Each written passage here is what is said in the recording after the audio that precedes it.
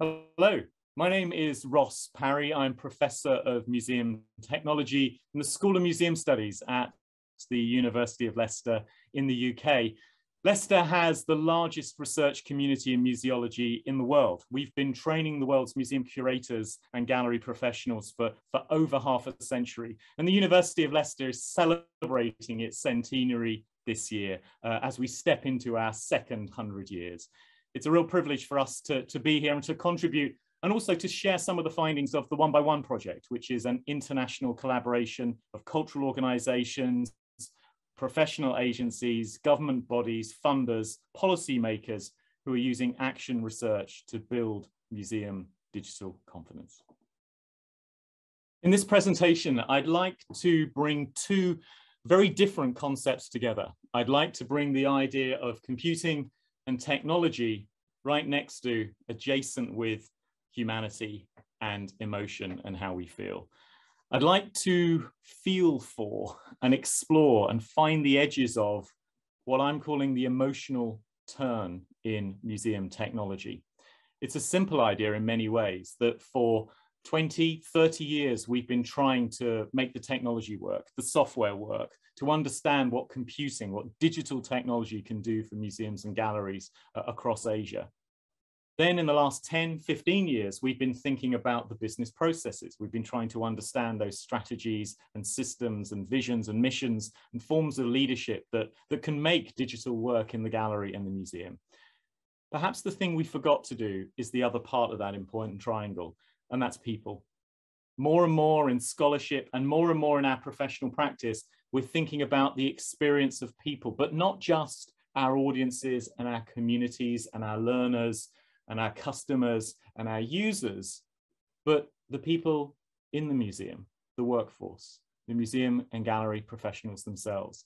So the code switching I'm thinking about is not just a switching of the technology as it adapts to new possibilities for the museum and gallery, but it's a recognition of that code switching we do when we go to work, when we're in different meetings, when we're in different contexts. This is about us understanding the emotional skills that are required to lead digital change in the museum. There's a few concepts that could be helpful for us, that are always helpful for us whenever we think about museum technology today. This word post-digital is helpful. It's a way of acknowledging that it's no longer useful to see technology as new. Those generations of us trying to adopt and adapt to a changing digital landscape, we're stepping away from that now. For the generation of museum professionals that are coming through today, digital is normative. It's starting to become everyday in the lives of our visitors and our learners and our users. It's becoming embedded within the processes and practices of many of our organizations. To think museum today is to think of a digital organization. I find it helpful to think about these three concepts as supporting ideas if we want to unpack what we mean by the post-digital and that idea of an extended and augmented sense of digital maturity. It's a signal, the fact that digital is now embedded within the assumptions the museum makes about what sort of society it's now in. Perhaps that digitality is embedded within the day-to-day operation of the museum. It's systems for finance, it's systems for collections management, it's systems for human resource and IT and so on. This is the digitally maturing museum, where digital is not seen as something peripheral, something to be accommodated and assimilated, something different and other, but something expected, something everyday, sometimes even something quite banal for the museum.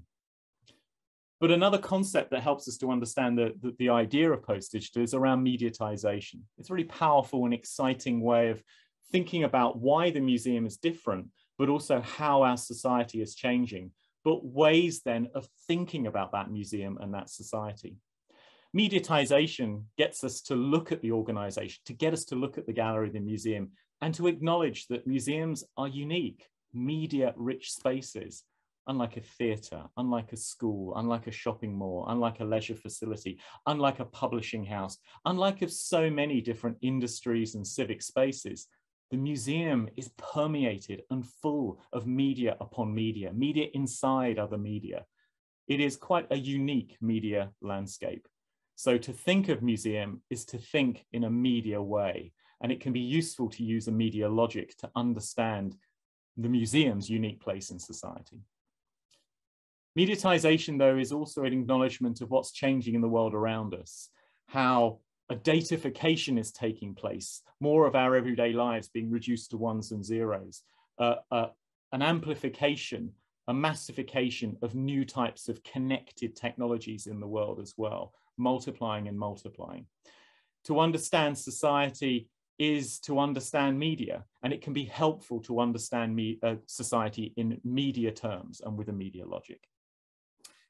With a mediatization lens and thinking about media first, we change the idiom of the museum. We no longer look at the museum as just a collecting and researching organization, or just an education and learning center, or just a place for social expression and social change. We can now think about the museum also in media terms, and that means reaching for different media theories and media conceptual frameworks, new media words that allow us to set off on different research trajectories, but also different strategies and policies as well. Just to finish this equipping as we pick up these intellectual tools before we start thinking about our emotional turn, let's think about that final word that maybe helps us support the concept of the post-digital. And this is meta-modernity. In many philosophical traditions and contexts around the world, and there's an acknowledgement that the cultural condition, the condition of thinking and understanding society and of being in society is changing again. We could look back on a 20th century, the second half of the 20th century moment, where a modernity with optimism and sincerity wanted to use certainly technology to help it build new databases, to use the computer as a solution. There was an emphasis on efficiency and productivity, a new management zeal to professionalize the work of many different types of institutions, including the museum. Through maybe the 80s and 90s into this century, a post-modernity then began to reflect on that process, maybe critique it, beginning to sometimes question and parody or pastiche what a digital museum was. You know, could we have a virtual museum? What was it to put an artwork online? How could that retain its aura and magic? How could we have social experiences when we were all distributed across a web? How could a museum experience be powerful and emotional when it's taking place through a small screen in our pocket? So the post-modernity was a very powerful way of critiquing our work with digital, but at its worst, it was a cynical view as well. It was one that almost undermined the value of what we could produce with digital. But today, something more hopeful exists. We take that sincerity and optimism and drive of modernity to build at scale, to build at pace, to make a difference with technology. But we've learned from that theoretical turn, that criticality of the postmodern period of museum studies as well. And today we're bringing them together. And that sincerity, but also that criticality are coming together in a new hopeful form of museology, one that we might call the meta-modern, which is now trying to think not just about operation and efficiency and productivity, not about personalization and single views and critique and reflexivity, but one that is thinking about social change, one that is thinking about looking more expansively at what digital can achieve for the world within the museum. So the post-digital outlook is one of operational maturity. It's one of delivery that is focused upon mediatization, but it's also one intellectually that perhaps situates itself in a meta-modern context. So a little bit of a preamble to maybe sensitize us to some of the ways that we may be ready to think about an emotional turn in museum technology. Let's think then about that evolution to the emotional and this turn, this now pivot towards thinking about more human and more emotional questions. There they were, that initial focus that we had in museum technology on getting the systems right, getting the tools right, choosing which media would be appropriate. What was it to digitize? What was it to put a computer inside a gallery space? How could the museum be and exist and have credibility on the web? Allied with that came the moment where museums and galleries then, yes, started to think that a digital strategy was as important in a museum as a collecting strategy and a learning strategy and an engagement strategy and a research strategy. Our policies now, our protocols in the museum, because of post-digital thinking, are now digitally mature, and digital sits within that. What we're seeing now, what we've seen in just the last few years in scholarship and in the way that practitioners are speaking around the world today, is now a new emphasis on, yes, getting the technology to work, and yes, embedding that digital technology within the institution, but also now asking new questions about how does our workforce feel about that? What is the experience of trying to lead digital change? And of course, in the last 2 years, something else has happened. The intersecting crises of climate emergencies, cultural and political reckonings, but of course the pandemic as well, has meant that we have all, in the last 18 months, started to reflect upon ourselves. We've all found ourselves developing a new vocabulary, starting to look to the person next to us at work and make sure they're okay. Leadership has started to think about how its duty of care needs to be in place for its workforce. We've found new ways to feel within the museum sector, feel our own emotions, but also have feelings for those and understand the feelings of those around us. Consequently, what was already a move towards an emotional and compassionate way of thinking about technology in the museum accelerated and amplified, and we had even more sensibility and sensitivity to questions of emotion. Let's put together our final part of this jigsaw. So as well as understanding the main post-digital contexts of understanding maturity and mediatization and meta-modernity, and as well as understanding that emotional turn sits behind two other turns towards technicality and technical delivery, as well as business delivery, there's one final word in our title, one final word in our thesis that we should think about before we start turning to the practice. And that's this word turn. It may be a word that resonates in an Anglophone context and maybe not so much in other linguistic contexts. So it's worth perhaps me just explaining why I'm using that term. A turn is a phrase that's used certainly in English-speaking academic discourse to reflect a pivot to a new set of questions, maybe a new philosophical framing, maybe influenced by an ideological context, but certainly a resulting reframing, a new agenda, a new set of focal points. The moment when many academics collectively start to ask similar questions, and we might call that a turn.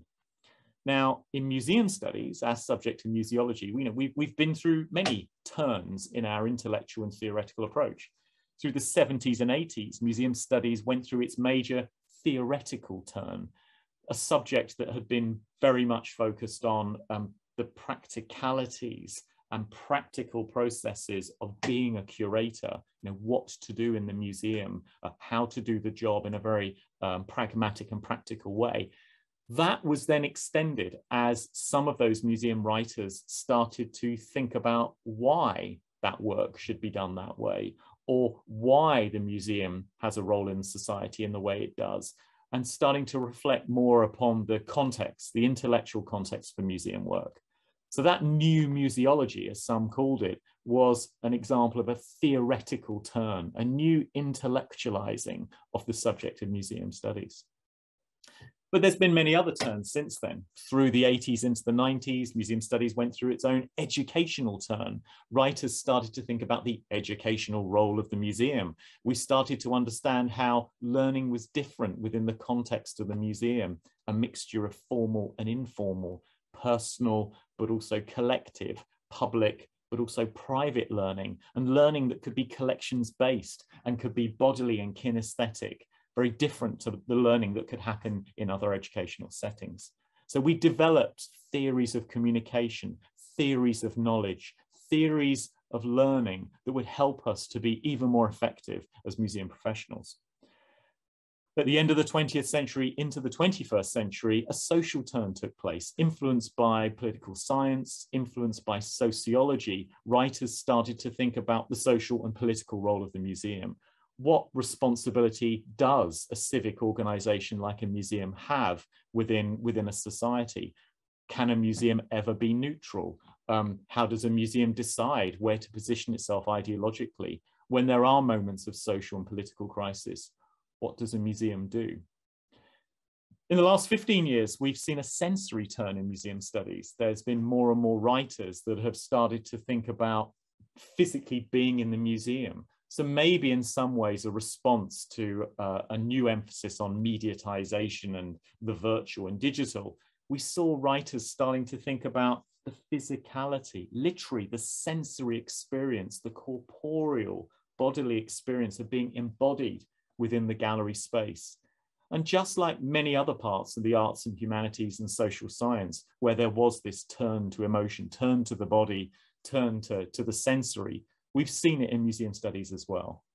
Some writers thinking about stripping away all of those other media and those other framings and just wanting to understand that moment of encounter when a visitor comes close to and is proximate to the object, understanding what happens physiologically, cognitively at that moment. And as I say, with the rise of mediatization ideas and theories and a new vocabulary to help us articulate that, we've also just in these last 5 years seen a real media turn as writers in media studies and communication studies have stepped into a museum studies context with great effect and with great generosity, helping us in a museological context to understand media in more subtle ways. Museum technology has also gone through its own set of turns. Museum technology once upon a time was just called museum computing, and it was about which hardware should I buy? How do I get the software to work? Which cables go where? Can we develop standards and protocols to get our data sets and databases to talk to each other? It was a period of experimentation, of first adopters, of just figuring out how the computer could credibly have a place within the museum. But museum computing went through its own theoretical turn at the end of the last century. We started to use theory, we started to historicize, we started to intellectualize the subject of museum computing. And today we much more comfortably refer to digital heritage and digital cultural heritage to signal the fact that we're asking many different questions now from many different academic perspectives. And there are many more people now who are included in the conversation around museum technology rather than just those few technical experts. So the emotional turn is another turn in this story, this narrative of museum studies, but also museum technology, turning to different subjects, being inspired by different intellectual frameworks, and that having a consequence for our academic discourse, but also our professional practice.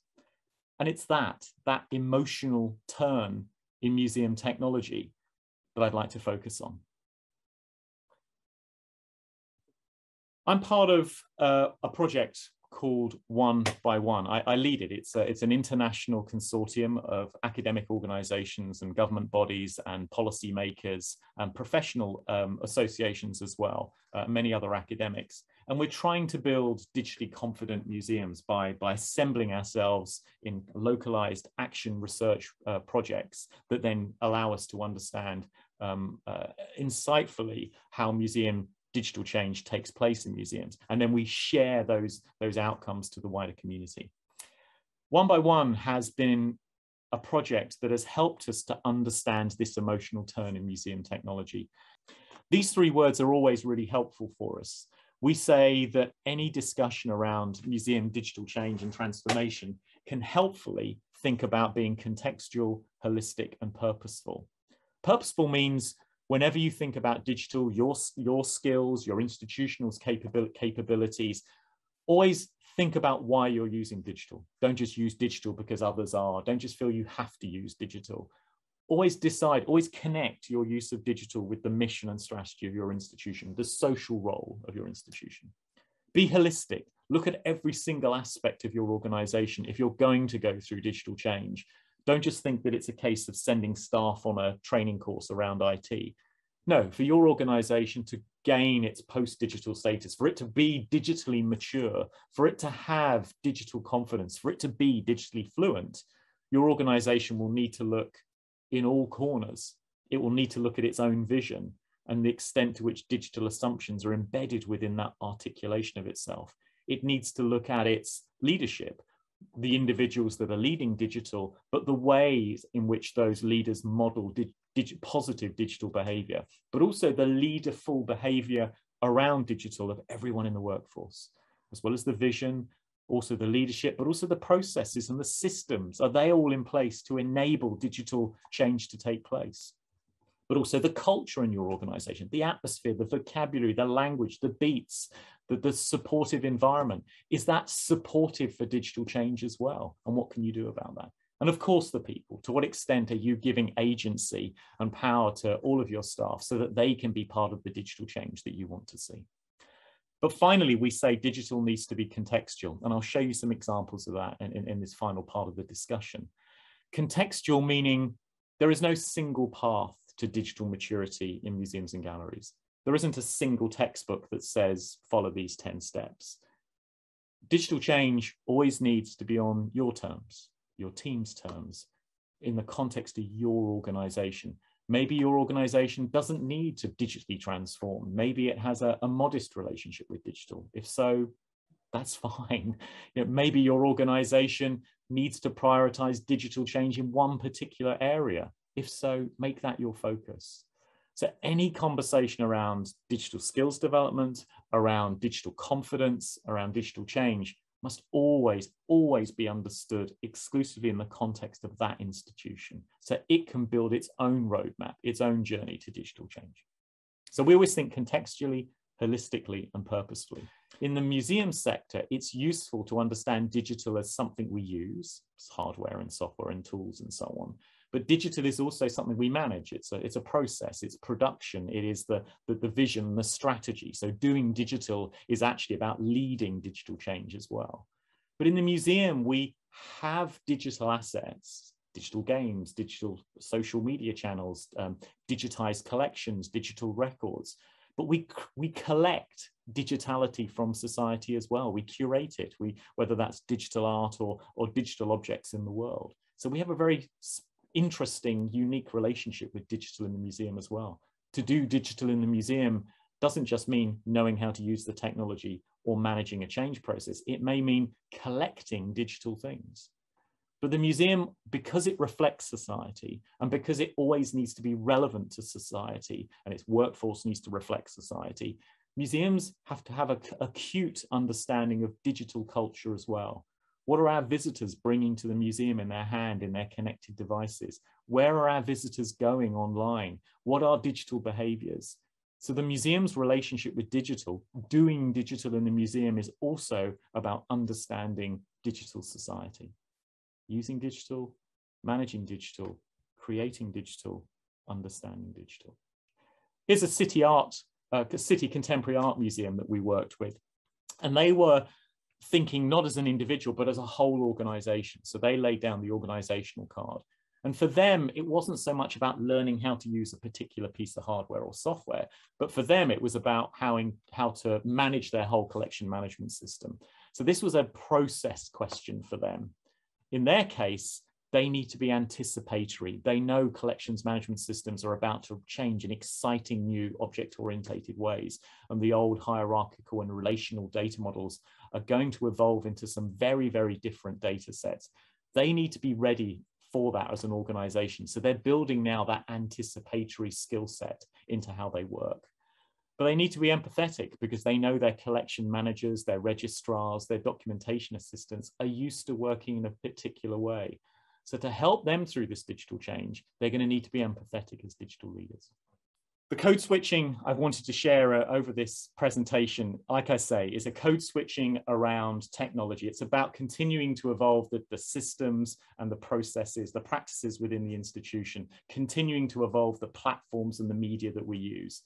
But it's also a code switching around us beginning to be more confident and more understanding of the role that emotion plays within digital change. This is our emotional turn in museum technology. Thank you very much.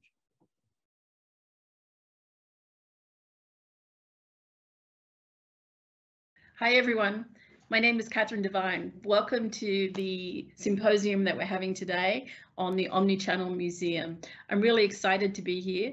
I work for Microsoft. I'm the Global Business Strategy Lead for Microsoft on libraries and museums. So what that means is I'm thinking about what are the needs of museums around the world, and really have the distinct privilege of being able to talk to museums all around the world and both understand where they are, where their challenges are, and inspire them about where the possibilities are in the future. I'm really delighted to have the opportunity to speak to you all today, albeit I would have loved to have been there in person. I'm sure one day I will have the opportunity to come and visit again all of Korea's beautiful museums. Today I want to talk about a concept called the digital layer, and particularly with respect to art museums. And it's a way of thinking about how digital fits into the museum experience. So I hope you'll enjoy this. Again, I'm at Microsoft. My role is Global Business Strategy Leader for libraries and museums. And what that means is that my role is all about thinking about what are the needs of museums around the world. I myself have a museum background, having come from the American Museum of Natural History in New York prior to my time at Microsoft. But I also have a long technology career as well. And this is a really exciting role, and I'm very privileged to have the opportunity to be able to look at museums around the world, what their challenges are, what they're trying to achieve, and how best technology can help be positioned in those organizations. Before I start, let me briefly talk about Microsoft and why Microsoft cares about museums. So Microsoft's mission across everything is empowering everybody in the world, every organization, every person, to achieve more through the use of technology. So it's about technology helping to achieve whatever it is that people in the world want to achieve. And that ties very nicely into how we think about this with museums, and technology being an enabler of the museum mission, and the digital layer being a concept that, that helps you to further your mission. Before I get too far as well, I want to talk a little bit about how we think about this at Microsoft. So one challenge that many museums have is, what is our digital strategy? Why should we embrace technology? Why should we embrace digital? And often looks at the experience that is when visitors visit the museum, whereas there are so many other areas. And so what we were trying to do was paint a picture, which is, it's not just about in-gallery experience, it's about educational experiences, it's about research, it's about how do we improve discoverability of collections, how can we best communicate the stories about collections, how can we help run the organization better, how can we reduce costs so that that money can be more available to doing other things, which is really in line with what the museum is trying to achieve. And intelligent environments, which is all around how can we use things like smart buildings to achieve better sustainability, better use of energy, which also reduces costs, but is also very aligned with all sorts of goals that museums have around being sustainable in this current era. So this is our overall perspective, based on my experience in museums over the last decades, around how to think about a digital strategy. And I'm not going to go too much into this today, other than to just be aware that this is a resource that's out there that you may find interesting. Many museums have used this to sort of carve a 5-year roadmap about where they want to go as an organization, what they want to focus on, and the sequence to focus on it. So one of the things that, I said at the beginning was that museums are mission-driven organizations. But the challenge that museums have, they're very aware that they're all about achieving a mission. It's about their area in an art gallery. It's around whatever discipline of art or disciplines of art they specialize in, and how do they educate learners of all ages and all types to understand more about the art or appreciate the art through experiences. But the challenge that they've had is, well, how do we think about technology? And, so I like to position that technology is never about technology's sake.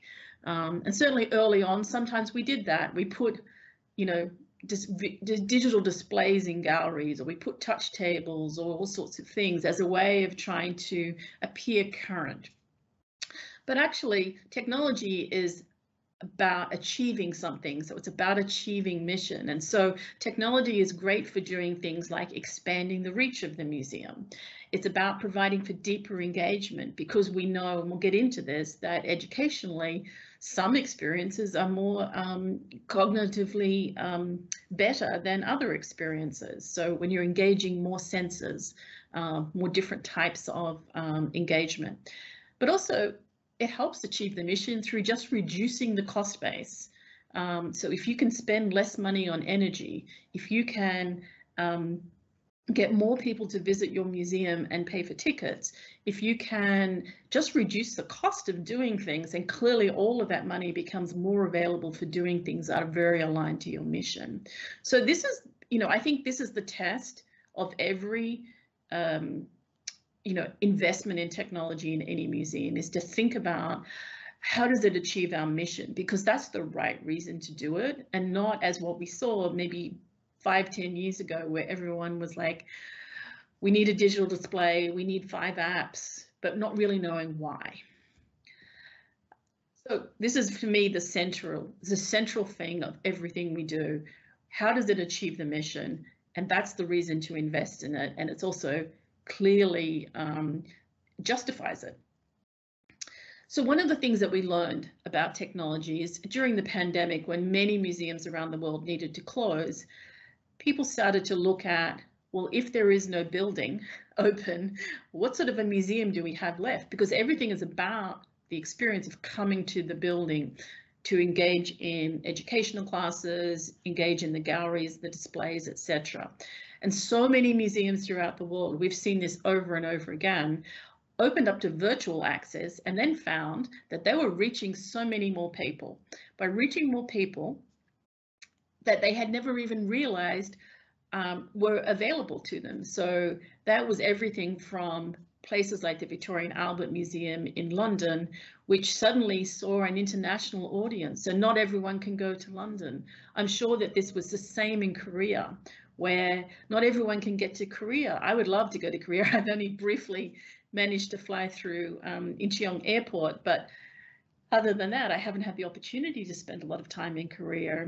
Not everyone can travel to your museum, but it doesn't mean that they're not interested. And this is the thing that I think opened people's eyes up about the possibilities of technology, both for the in-museum experience and also about reaching more people. So we've talked about this idea that technology furthers mission, it expands audience. It may also happen to diversify revenue as you look for compelling experiences that are not only available in the museum, but outside as well. And we're going to talk a little bit about, at the end, some of the examples of where the world is going that you may find compelling as you think about quality experiences and exhibitions that can be available to anyone in the world anytime, and for which they would be willing to invest in. So some of the examples is school visits. So how do you take, a school visit and take it from not just going to the museum, but actually going to the school, going to the classroom, whether that's pre-K programs or school visits, lectures, any kind of a lifelong learning lecture, or as what we call in the United States, camps or summer programming, where children are looking for things during the summer holiday. All of these types of things are things that you can take to people rather than people have to come to you. And then, of course, any kind of fundraising events, etc. So there are lots and lots of types of things that you can take to the world, and technology allows you to do. But anyway, there's been this very focus when we think about technology in museums, particularly art museums, zenith focus, which is we have to be very visible. You have to be able to see the technology. And then if we don't have very, what I call very visible technology, that we aren't actually investing in technology. And in fact, I actually think that most technology should be not visible. It's there and it's present and it's adding value, but it's not necessarily visible. And I think many museums throughout the world have gone through this experience as they think about what the role of technology is in the gallery of, well, how do we do it in a way that is aesthetically in line with everything else in the museum and doesn't clash with the museum? I can't tell you how many museums I've seen which are focused on very, things from the medieval era, or even from, the Egyptian or Greek worlds, and that are very, very old civilizations, and then they've got a screen there. And so it's always very hard. When we really want to get back to is, what are we trying to achieve? And what we're trying to achieve is to tell the story. What is the significance? How can we add? So I can see an object, but I don't necessarily know why it is significant or how I should appreciate it. And so this is where we start to get into this idea of the digital layer. And so digital for me is the things that you can't do in the real world. For me, this is another test. The first test is, how does it achieve my mission? And the second test is, if I'm investing in technology, how does it do something I can't do with a physical exhibit? And I think that these two tests really help to position technology that really adds value. And really, when it comes to it, that value, which is this digital layer idea, is this ability to augment the experience. You can add to the experience in a way that you couldn't. The most obvious example of this is language. If you have visitors who speak 10 or more languages, that wouldn't be hard, then you cannot put labels up in your gallery that accommodate all 10 languages. It doesn't scale. It also doesn't deal with all sorts of things, whether someone can get access to the wall. That's another great example of where not everybody can actually read something that is on a label copy on the wall, because they're short, they're tall, they don't have reading ability, they don't understand the language, they can't get access to the wall. If you've gone, I haven't been to museums in Korea, unfortunately, but if you go to any in Europe, you actually can't get anywhere near the label copy because they're just so crowded. So these are real challenges. And so how does digital help you communicate that story? So this is the foundation of this idea. And so I sort of say, when you think about what are the things that you can't do, the things that you can't do in the real world is see things that are very, very small. So a gem, if you can imagine, like a gem is perfect example of that. You also can't handle things that are very, very large.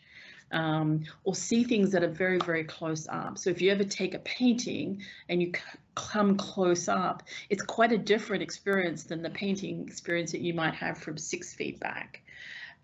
Multiple perspectives and multiple languages, and also just dealing with disabilities. I've forgotten what the numbers are, but there are more people with disabilities that we can't see than we're even aware of. And so you even get to someone like my age who, has challenging, I need glasses more and more just to see things, right? I didn't need that when I was much younger.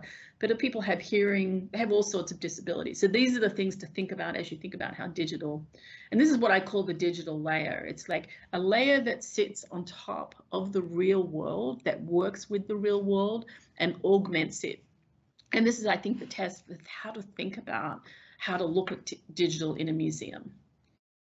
So I wrote about this concept in a number of papers at conferences, etc. But also there is a book here. You'll have access to this presentation, and it has a link. Should you be interested to be able to just access the chapter that we wrote on museums and digital culture. But it talks all about, in great depth, this idea of the digital layer and how to think about it. So sits on top of the physical world, augments it. That's the test. And caters for, this is the other way to think about this, which is lots of different ways that people want to interact with things. Some people are very visual.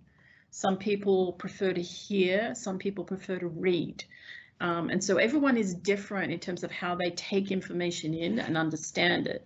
And so if we think about digital layer as a way, because technology enables us to do this, it's a way to be able to cater for lots of different needs, preferences, different audiences, and also different locations. So there's the digital layer in the museum and the digital layer outside the museum.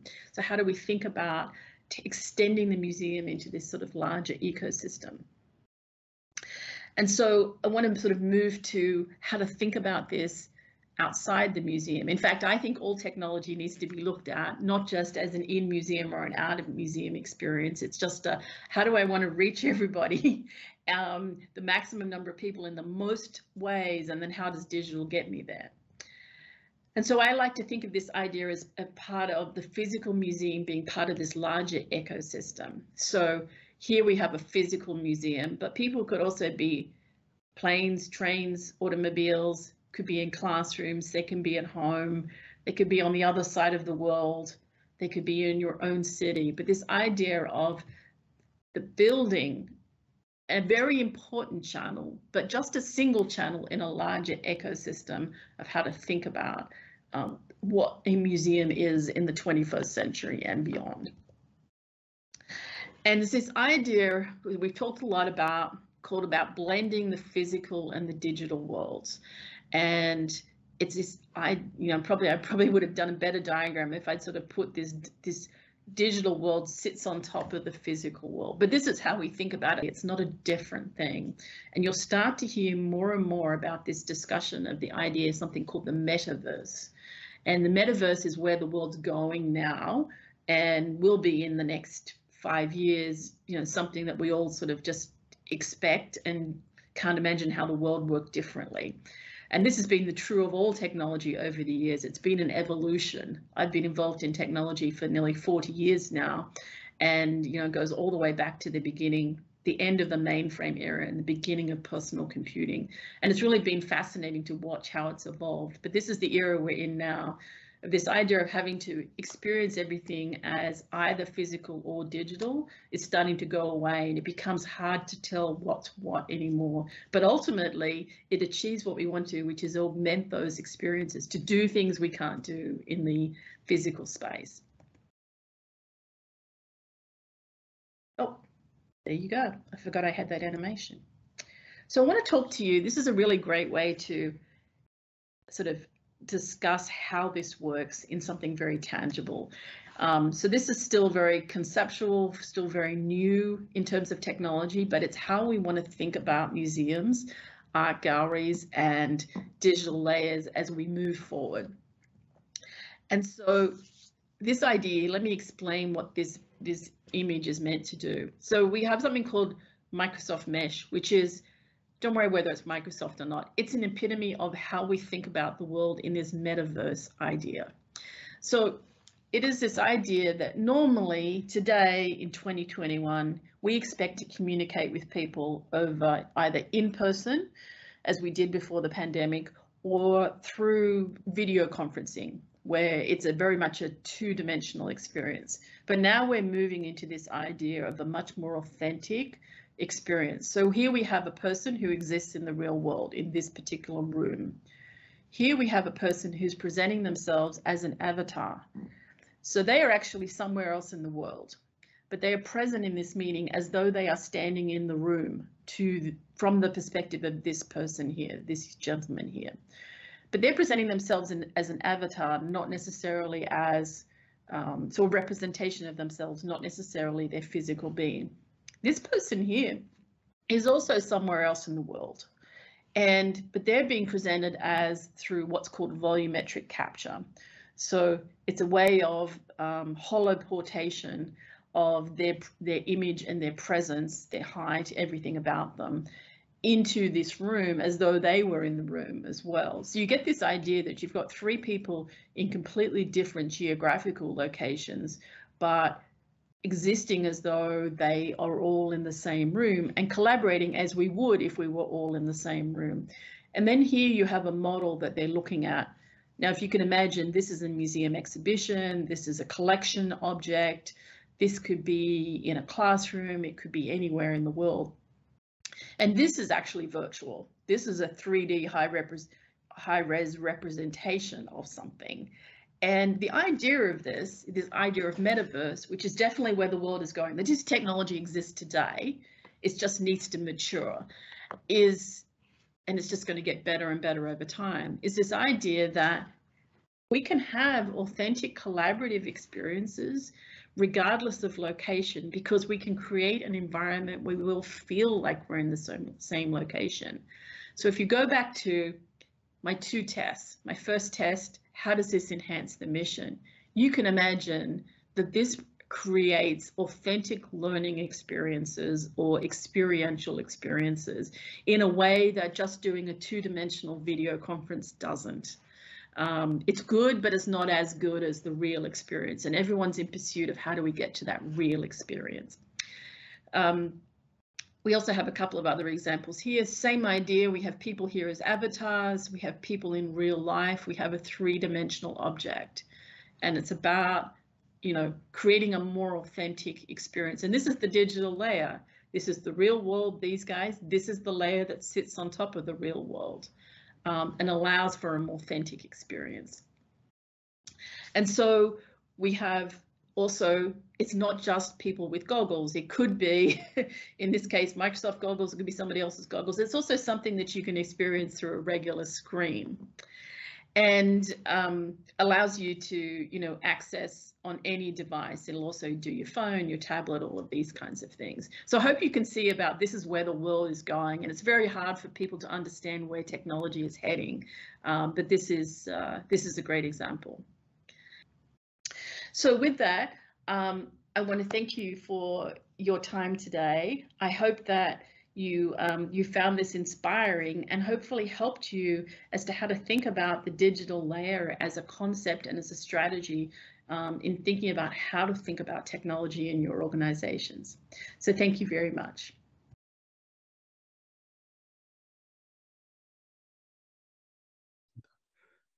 예, 저는 서울과학기대 이광석이라고 하고요. 앞에 2분 얘기를 좀 들었는데 조금 다른 얘기를 아마 좀 할 것 같아요. 첫 번째, 제가 뭐 제목은 이제 피지털 기반 미술관의 공통감각에 대한 생각 이렇게 했는데 다 개념들이 쉽지는 않죠. 그래서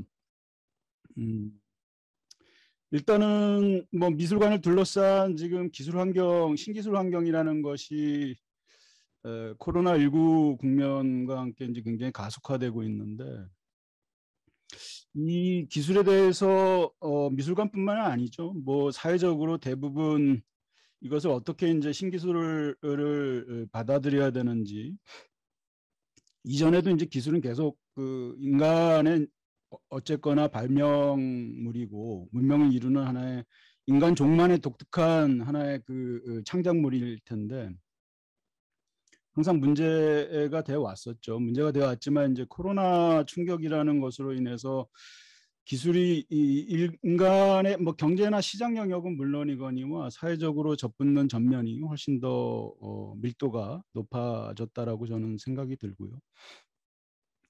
그 점에서 이제 미술관에서 이런 지금 기획을 하는 이유도 사실은 그런 기술에 대한 수용 혹은 접근 태도 이런 것들이 어떠해야 되는가에 있어서의 불확실성, 어떤 관점이 좋을 것인지, 그거에 의해서 이제 기술의 디자인이나 설계들이 달라지겠죠. 미술관과 기술 설계나 디자인이 접붙는 방식들이.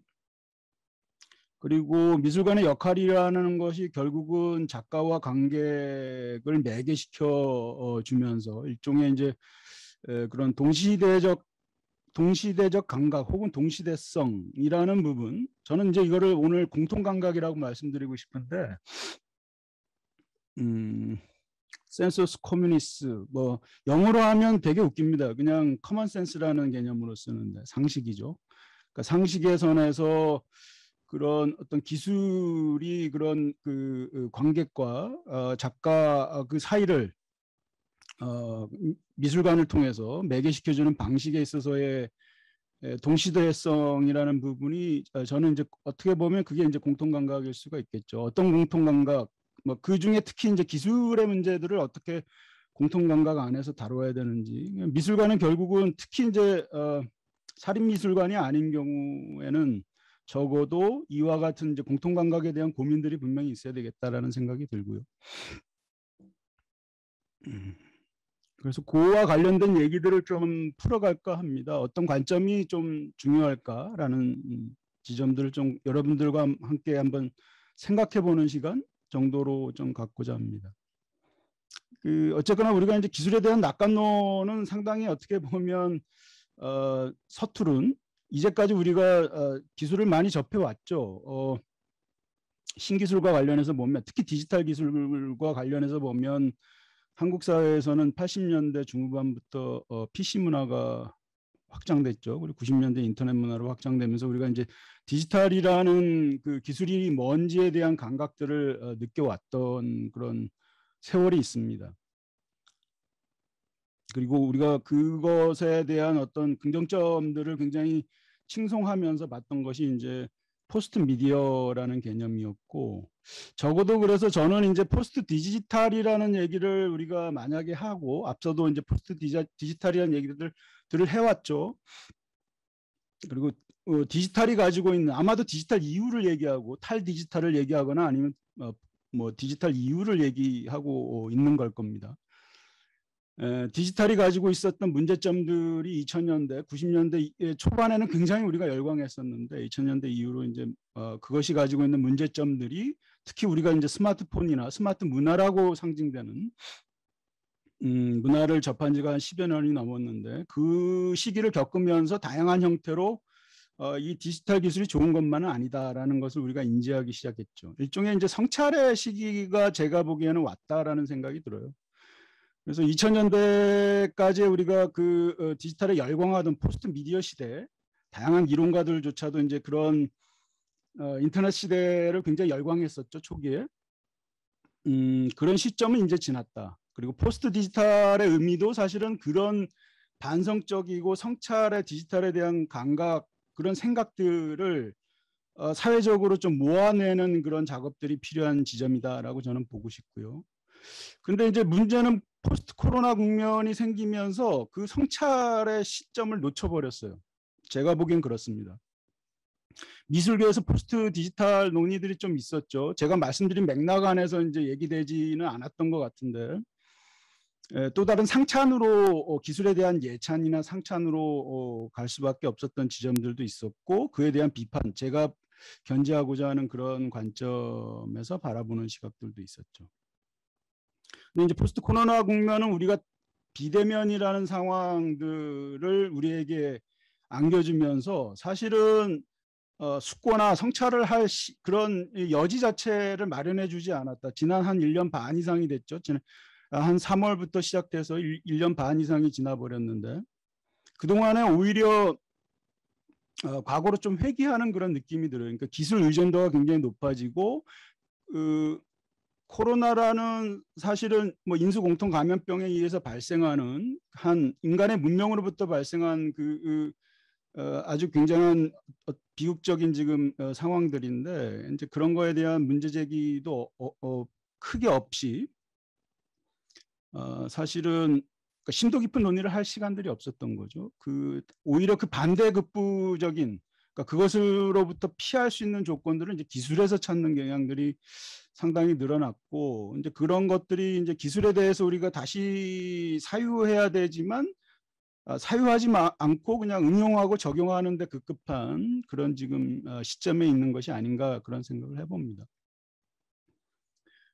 제가 이제 뭐 피지털 미술관을 얘기했었는데, 피지털이라는 국면은 사실은 그만큼 이제 기술이 첨단화되면서 메타버스 개념하고 비슷해요. 예전에는 90년대, 2000년대까지만 해도 여러분들이 보시다시피 게임을 수행하던 뭘 하던 온라인에서의 활동들은 온라인에서의 카타르시스로 끝나버렸죠. 근데 지금은 메타버스의 논리는 온라인에서의 활동 자체가 현실에 영향을 주는, 그죠? 여러분들이 누르는 별점, 앱을 통해서 행하는 별점이 노동자의 생명줄을 끌어놓을 수도 있고, 자영업자의 그 가게의 부동산 가격의 등락을 오르내리게 하는, 저는 이게 다 메타버스의 징후라고 보는데, 우리가 흔히 얘기하는 로블록스나 등등의 그런 뭐 제페토나 이런 데서 발생하는 그런 것도 이제 일종의 메타버스일 수 있으나 사실은 그런 디지털의 논리 자체가 현실에 거꾸로 영향을 미치는 그런 주도적인 영향을 미치고 현실에 그런 유무형의 자원의 배치나 이런 것들을 획정하는 힘, 그것이 온라인의 플랫폼이나 앱에 의해서 결정되고 있잖아요. 그게 이제 저는 피지털 국면이죠. 메타버스 국면이라고 보고 있거든요. 이렇게 우리가 긍정할 만한 부분만 있는 것은 아니죠. 상당히 지금의 그런 미래 기술의 방향들은 오늘 뭐 페이스북도 메타라고 본인의 그 저커버그가 회사를 메타라는 이름으로 갱신한다는 얘기 뉴스도 나왔잖아요. 이제 그런 맥락에서 보면 상당히 이 기업 논리, 사유화 논리, 기업 논리가 다 나쁜 건 아니죠. 그런 어떤 소통의 관계성이라는 부분과 관련해서 보면 사유화된 논리들이 상당히 이 앞서가면서 우리의 어떤 그런 디지털 감각들을 해치고 있다라는 생각이 듭니다. 그래서 그런 플랫폼이라는 사실은 피지털이라는 그런 감각들은 사실은 기업 논리만 있는 것은 아니죠. 우리가 일상적으로 기술의 대안들을 만들어 나가면서 다른 형태의 기술들을 축소할 수 있다라고 저는 보는 입장이기 때문에 그런 지점에서 보면 피지털 논리 그 자체가 사유화 논리는 아니다. 피지털 논리를 주도하는 것이 지금의 플랫폼 자본이나 기업의 논리일 뿐이지 그것이 우려스럽다는 것이지 피지털 논리 자체의 어떤 디지털이 가지고 있는 굉장히 융통성 있고 자율적인 논리들이 있잖아요. 이제 그런 것들을 어떻게 사회적으로나 아니면 미술관에서 그것들을 응용해서 수용할 수 있는지의 문제는 또 다른 문제인 것이죠.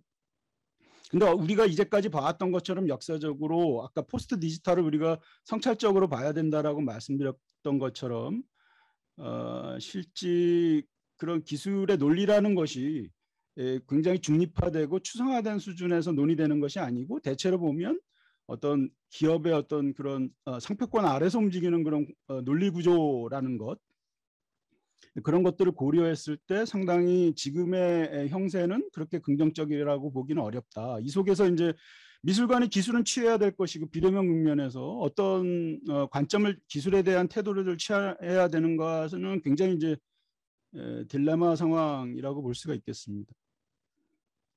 제가 20분 만에 이게 효과적으로 할 수 있을지 모르겠습니다. 아직 시작도 안 했는데요. 공통감각은 제가 여기 정의한 대로입니다. 첫 번째 줄에 내가 타인과 함께 한다고 느끼는 교집합적 관계의 정서라고 보는데 다른 뭐 깊이 있는 논의들은 거두절미하고요. 그렇게만 여러분들이 아시면 좋겠고 사실은 사회에 공통감각이 없으면 사회가 어떤 호혜성이나 어떤 관계성 속에서 굴러갈 수가 없겠죠. 근데 안타깝게도 지금의 이제 공통감각들의 많은 부분들 우리의 소통 구조들을 아시다시피 이 사회관계라는 것을 SNS나 등등의 앱의 카카오의 카톡이나 등등에 의해서 사회관계를 대체시키고 있는 그런 국면들이 있는 거죠. 물리적 대면이나 아니면 우리가 뭔가 몸을 부딪히면서 혹은 대화를 통해서 할 수 있는 그런 그 관계성의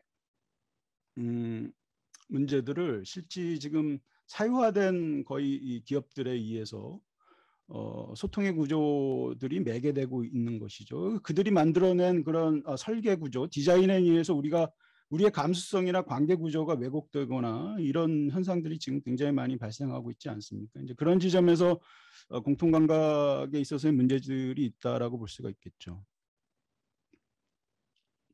그리고 공통감각과 함께 제가 좀 오늘 좀 문제 제기를 하고 싶은 게 이제 기술감각입니다.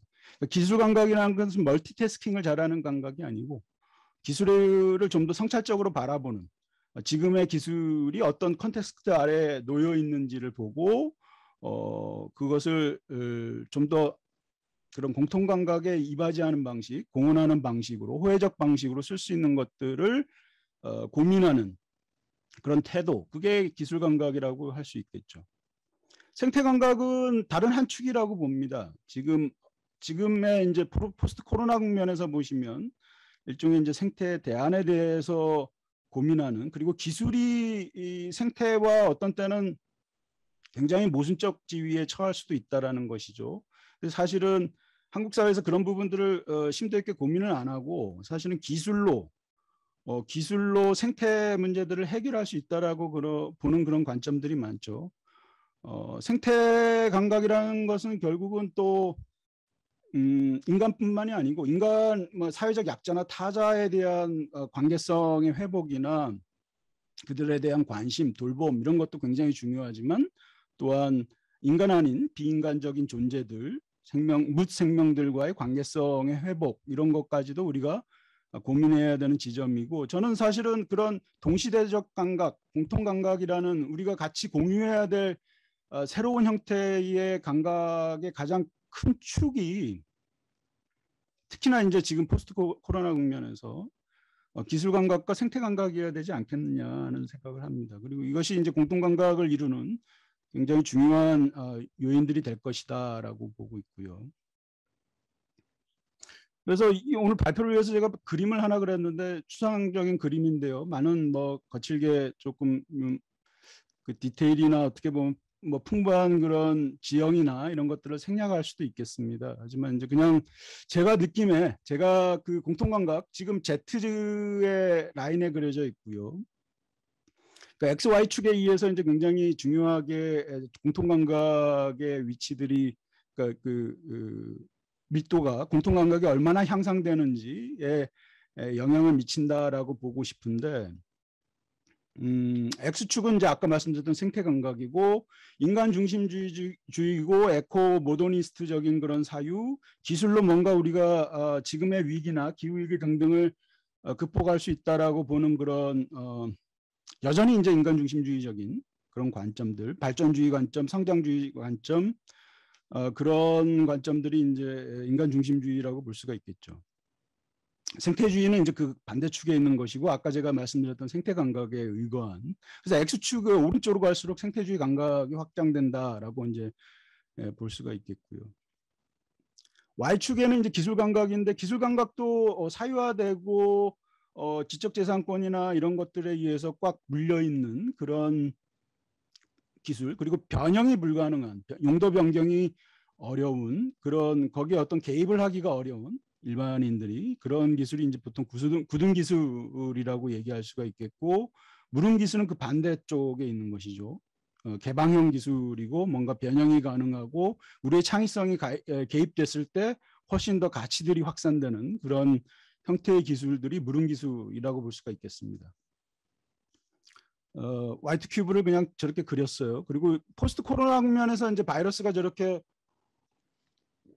중심 화두가 되면서 이제 미술관이나 등등 이건 미술관뿐만이 아니고 여러 가지 이제 다른 기관에서도 마찬가지일 텐데 공통감각의 위기라고 저는 보고 싶어요. 그러니까 아까도 말씀드렸지만 비대면 상황에서 우리가 그렇게 성찰 없이 사실상 디지털 기술이나 이런 것에 대한 의존도가 굉장히 커졌죠.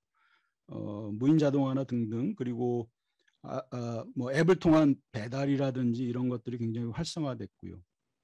여기서 얘기하는 안전기술이라는 것은 이제 방역기술을 얘기하는 것이고 그런 것들이 굉장히 효율성이나 편리성의 논리하에서 사회적으로 배치가 됐죠. QR 찍는 게 이제 예사가 됐고 QR에 우리의 그런 백신 정보 백신 2차 접종까지 그 과정들이 결합돼도 아무렇지도 않은 그리고 백신 여권이나 백신 패스가 나오더라도 전혀 이상하지 않은 그런 현실로 이제 점점 이행하고 있는 것이죠. 이런 것들이 사실은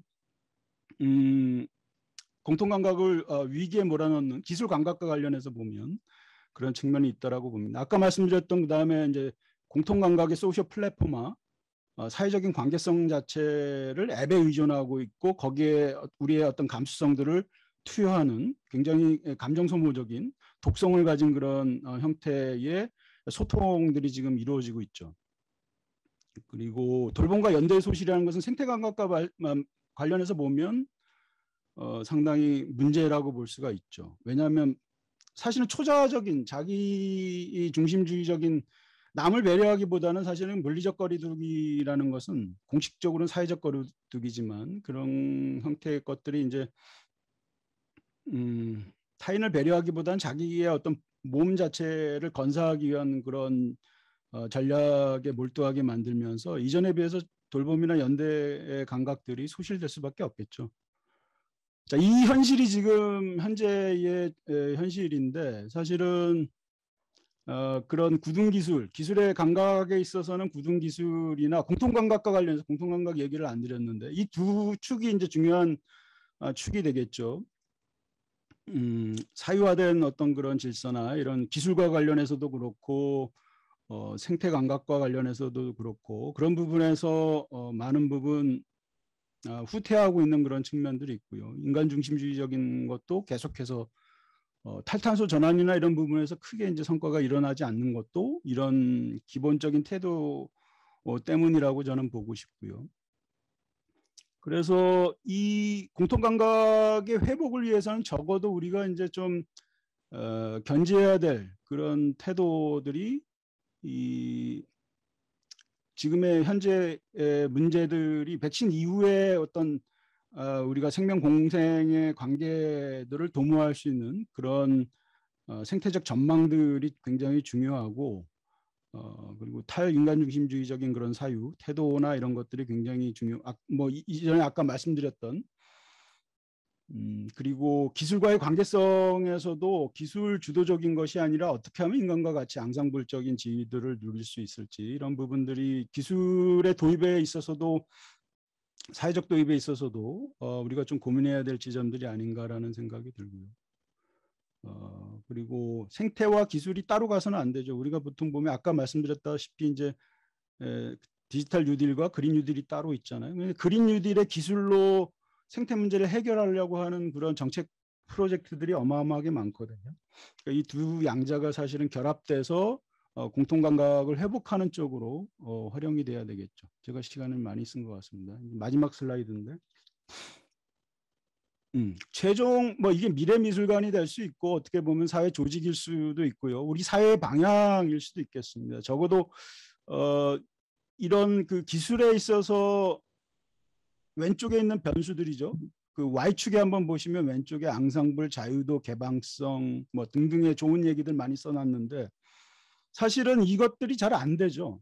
이것은 지금 우리 사회에서 이게 굉장히 뭐 불가능한 얘기처럼 많이들 얘기들을 하고 있는데 사실 그렇게 가야죠. 그렇게 지금 어쨌거나 메타버스나 피지털이라는 국면이 이제 신생 국면이기 때문에 이것에 어떻게 이런 관점들을 선점할 수 있는지 시민 다중들이 어떻게 선점할 수 있는지 무릉 기술로 만들 수 있는지가 굉장히 저는 중요하다고 보고요.